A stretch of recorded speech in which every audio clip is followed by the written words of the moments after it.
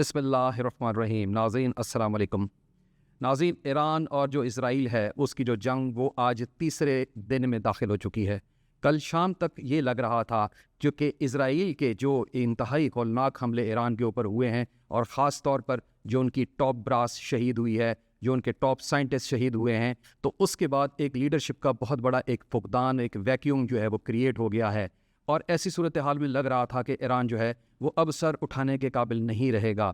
لیکن پھر کل شام کے بعد اور کل پوری رات ایران کی رات تھی. ایران نے بہت ہی جارحانہ کارروائی کر کے اسرائیل کے اوپر بہت شدید حملے کیے.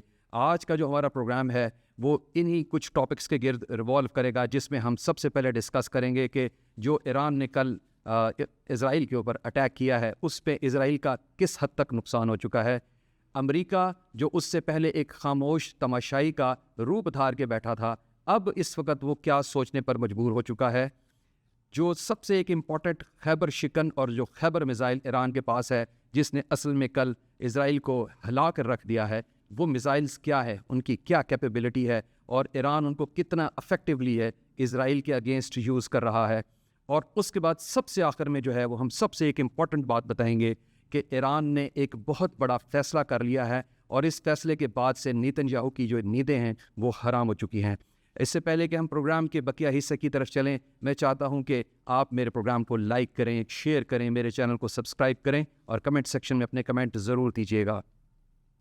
ناظرین، جو کل کی رات تھی اس میں ایران نے اسرائیل کے اوپر میزائلوں کی اور ڈرونز کی ایک بارش کر دی. ماہرین جو ہے اس میزائلوں اور ڈرونز کی بارش کو basically missile and drone Braj کا نام دے رہے ہیں. اور اس بارش میں اب تک 171 میزائل اور ڈرونز انہوں نے اسرائیل کے اوپر پھینکے ہیں، جس میں کئی ڈمی ڈرونز بھی شامل ہیں. میزائلوں میں جو سر فہرست میزائل ہیں وہ عماد، قادر اور خیبر شکن ہے، جبکہ ڈرونز میں جو شہید ڈرون ہے وہ استعمال کیا گیا ہے. جتنے بھی میزائلز ابھی تک جو داغے گئے ہیں وہ انتہائی ایکوریسی کے ساتھ میکسیمم اپنے ٹارگٹس اور ٹھکانوں پر لگے ہیں. آل دو جو اسرائیل کا ایئر ڈیفنس سسٹم ہے آئرن ڈوم اور ایرو 2-3 انہوں نے کافی حد تک انٹرسیپٹ کیے ہیں، لیکن ایران پھر بھی اپنا مقصد کافی حد تک اس میں کامیاب ہو گیا، کیونکہ جو ڈمی ڈرونز کی بارش تھی اس نے ان کے پورے اس ایئر ڈیفنس سسٹم کو کافی کنفیوز کیا ہے. نیو یارک ٹائم کی رپورٹ کے مطابق جو اسرائیل کا ایک بہت بڑا جو نقصان ہوا ہے وہ ان کا ایک ریسرچ سینٹر ہے، دی ویزمین انسٹیٹیوٹ فار سائنس. یہ ایک بہت بڑا ریسرچ سینٹر تھا جو مکمل طور پر تباہ ہو چکا ہے. اس کے علاوہ تل ابیب اور حیفا میں بھی 2 خفیہ ریسرچ لیبارٹریز تھیں، ان کو بھی بالکل ایکوریسی کے ساتھ ہٹ کیا ہے اور وہ بھی مکمل طور پر تباہ ہو چکی ہیں. یہ بھی نیو یارک ٹائمز نے کنفرم کیا ہے. جو ان کا نیوتم ایئر بیس ہے جہاں پر F-35 طیارے موجود تھے وہ بھی کافی حد تک ڈیمیج ہوئے ہیں. تل ابیب میں ایک عمارت ہے وہ مکمل طور پر گر چکی ہے. سوشل میڈیا پہ اس کی کافی تصاویر سامنے آ رہی ہیں اور ایک رپورٹ کے مطابق اب تک 13 سے 14 افراد جو ہیں وہ اس عمارت کی وجہ سے، عمارت کے ڈسٹرکشن کی وجہ سے ہلاک ہوئے ہیں اور سینکڑوں جو ہیں وہ زخمی ہیں. اس وقت اسرائیل میں خاص طور پر تل ابیب میں جو لوگ ہیں وہاں پر وہ اپنے گھروں کو چھوڑ چھوڑ کر بھاگ رہے ہیں، بنکروں میں پناہ لے رہے ہیں، سیف مقامات پر جا رہے ہیں اور اس وقت بڑی جو ہے وہ بھگدڑ مچی ہوئی ہے تل ابیب کے اندر. مگر میں جتنا بھی کل نقصان ہوا ہے اس میں جس نقصان کو میں سب سے امپورٹنٹ نقصان اسرائیل کے لیے کہتا ہوں وہ ناظرین حیفا میں ان کی ایک آئل ریفائنری ہے. اس آئل ریفائنری سے تقریباً اسرائیل کا 60% جو ہے وہ فیول وہ جایا کرتا ہے. اور یہ فیول کون سا فیول ہے؟ یہ وہ ہے جو کہ ان کی ایئر فورس یوز کرتی ہے اور ان کی آرمی یوز کرتی ہے.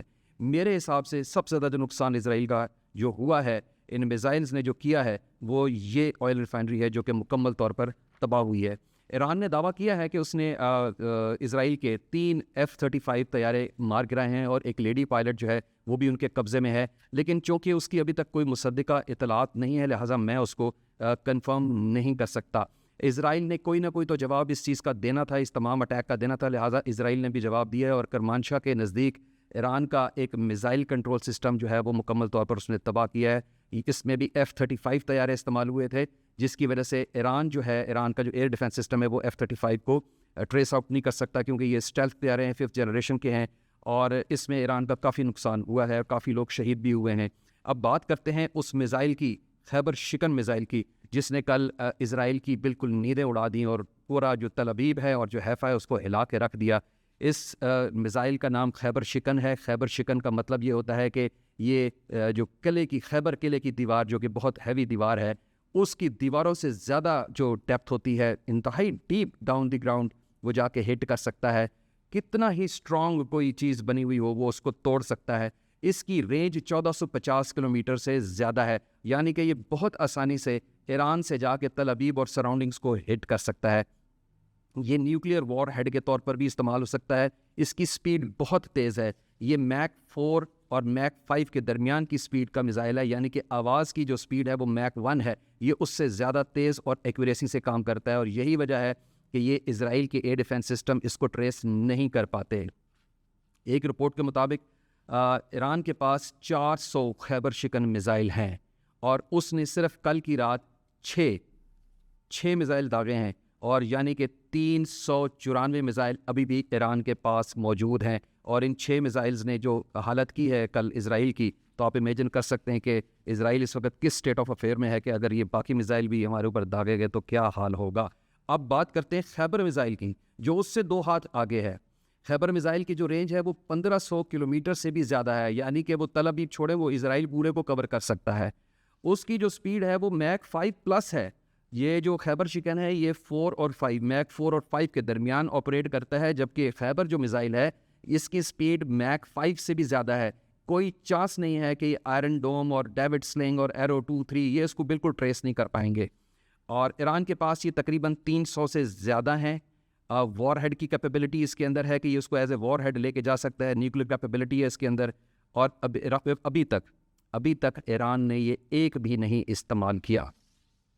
یہ جو کل کی جتنی بھی سچویشن ڈیولپ ہوئی ہے اور ایران نے جتنا جارحانہ کارروائی کی ہے، اس کے بعد امریکہ جو اس سے پہلے میں نے اپنے پچھلے ویڈیو میں یہ کہا تھا کہ وہ ایک تماشائی کا روپ دھار کے بیٹھا ہوا ہے، اس نے اپنے اس روپ میں سے اپنے باپ کو نکالا ہے، اور اس کی بھی نیندیں خراب ہو رہی ہیں.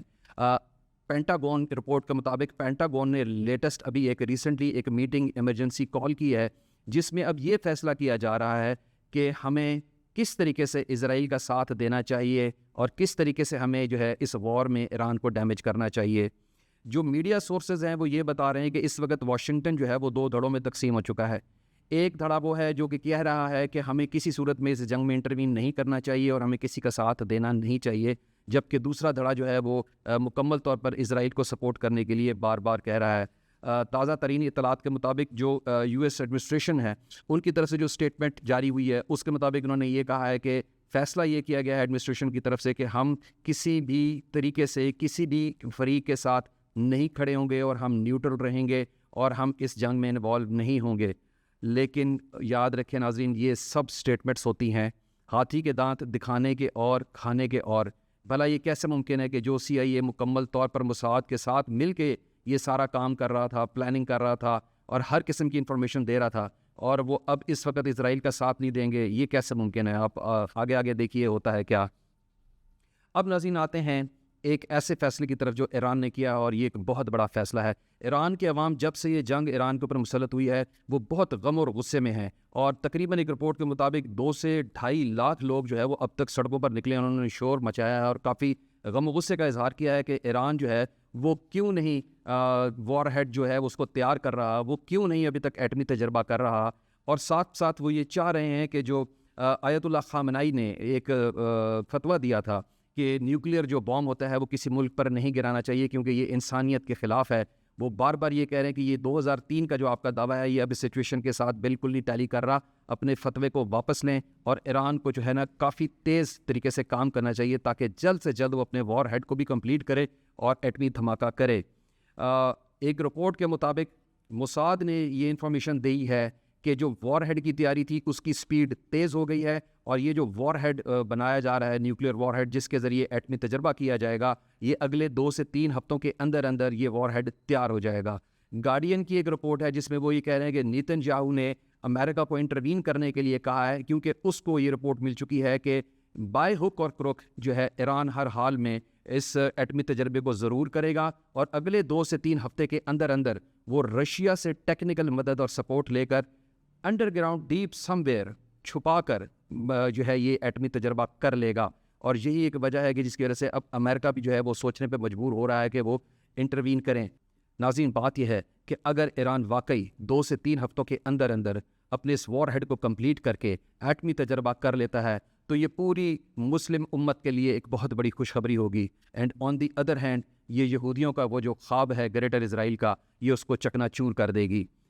آپ سے میرا یہ سوال بنتا ہے کہ اس تمام حالات میں جب ایک اتنی بڑی جنگ ایران کے اوپر مسلط ہو چکی ہے تو کیا آپ کو لگتا ہے کہ ایران ابھی بھی اپنی اس نیوکلیئر تجربے کی طرف جائے گا، یا پھر وہ کوئی ڈیل لے کے اس جنگ کو بند کرے گا اور تمام معاملات یہیں کے یہیں رہ جائیں گے؟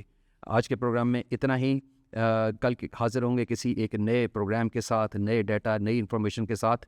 تب تک کے لیے اجازت دیجیے. اللہ حافظ.